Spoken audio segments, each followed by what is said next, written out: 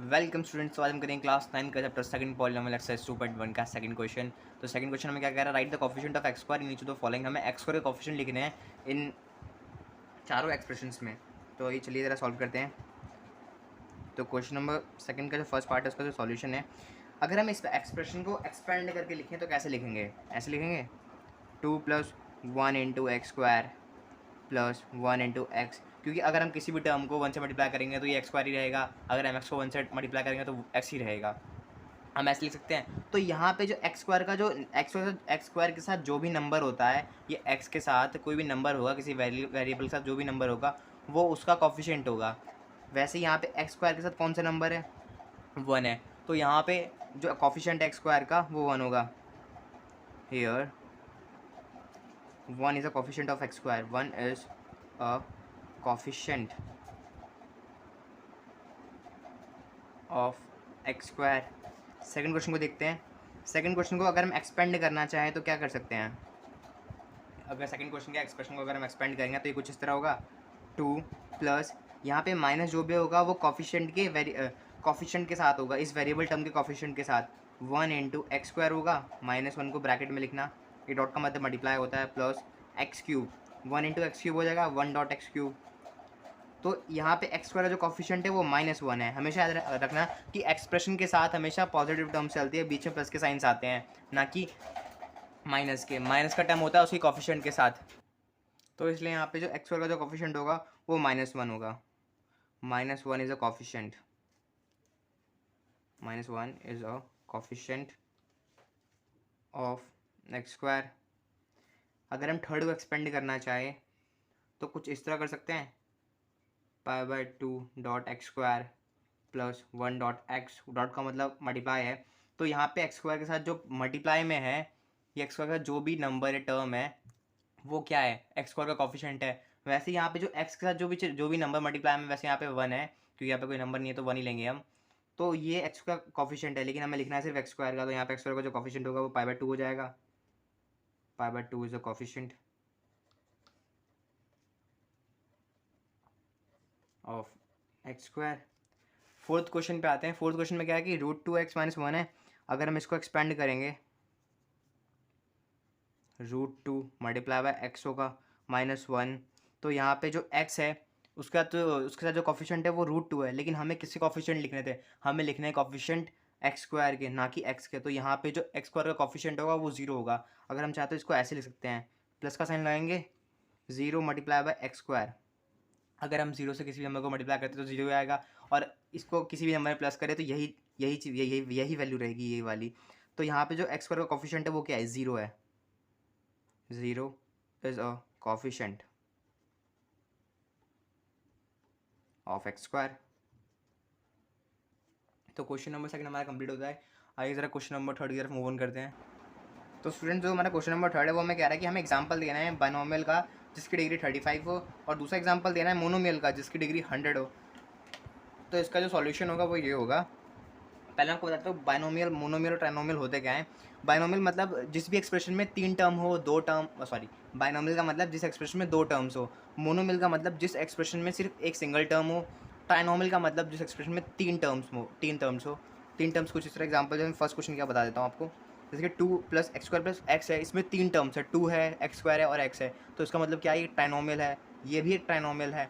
लेकिन ये π/2 x² + x, यहाँ पे 2 टर्म्स है तो ये बाइनोमियल है।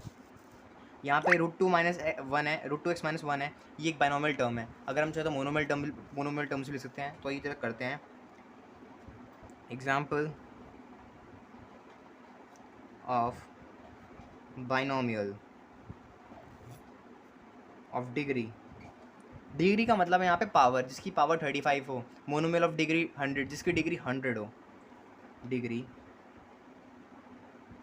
35 इज, वो आप यहाँ पे ऐसे करके लिखना एग्जाम्पल के तौर पे, y की पावर 35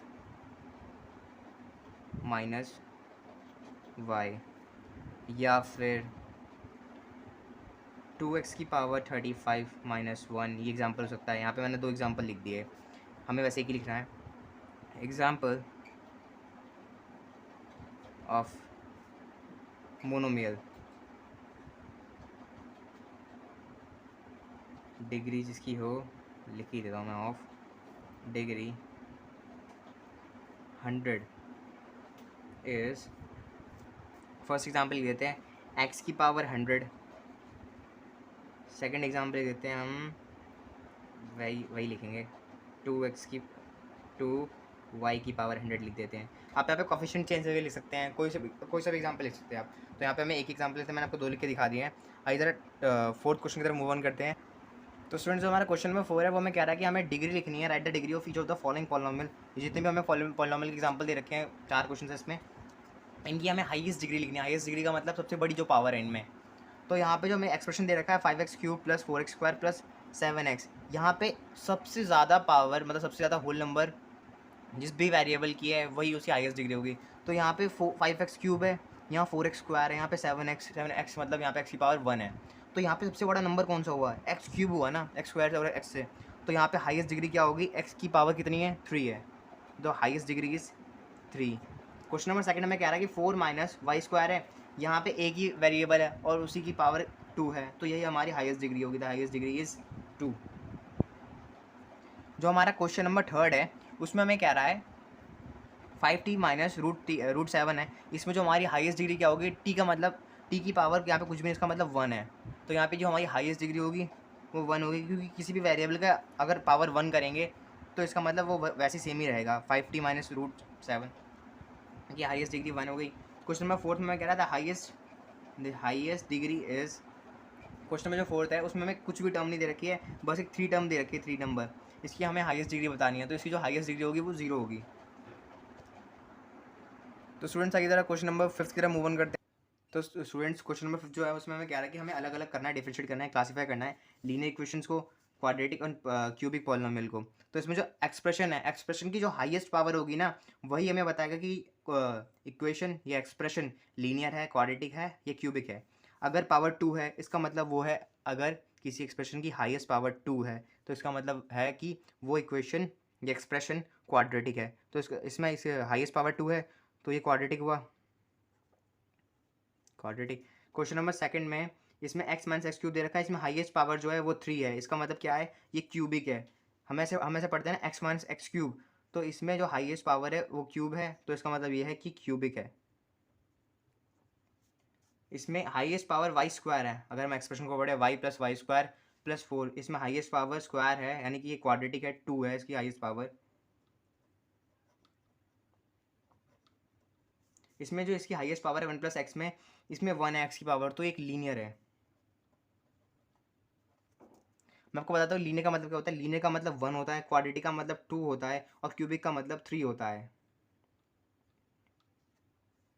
इस तरह हम डिफरेंशिएट कर सकते हैं कि कोई एक्सप्रेशन लीनियर है, क्वाड्रेटिक है, क्यूबिक है। अगर किसी एक्सप्रेशन की जो हाईएस्ट पावर होगी वही हमें बताएगी कि वो क्वाड्रेटिक है, लीनियर है, क्यूबिक है। जो क्वेश्चन नंबर 4 है वो हमें कह रहा है कि 3t है, तो इस 3 की हाईएस्ट पावर क्या है, 1 है, तो इसका मतलब क्या है, ये एक लीनियर है, लीनियर पॉलिनोमियल है एक। क्वेश्चन 5 में r² दे रखा है, स्क्वायर का मतलब क्या है, 2 का मतलब क्या है, क्वाड्रेटिक, तो ये क्या है, एक क्वाड्रेटिक पॉलिनोमियल है। क्वेश्चन नंबर हमें 6 में क्वेश्चन नंबर 6 में हमें क्या रखा है कि 7x³ दे रखा है। इसमें जो इसकी हाईएस्ट पावर है वो क्या है, x की पावर 3 है, तो 3 का मतलब क्यूबिक होता है, तो ये हो गया क्यूबिक पॉलिनोमियल। ये मैंने आपको बेसिकली बताया कि अगर 1 का मतलब लीनियर होता है, 2 का मतलब क्वाड्रेटिक, 3 का मतलब क्यूबिक। तो क्वेश्चन में फिर हमारा खत्म होता है। इसी के साथ हमारा एक्सरसाइज 2.1 भी कंप्लीट होता है। तो थैंक यू। अगर आपको वीडियो अच्छी लगी तो प्लीज़ चैनल पे, अगर आप नए हैं तो please like share and comment करना ना भूलें, एंड प्लीज़ सब्सक्राइब भी करें। Thank you.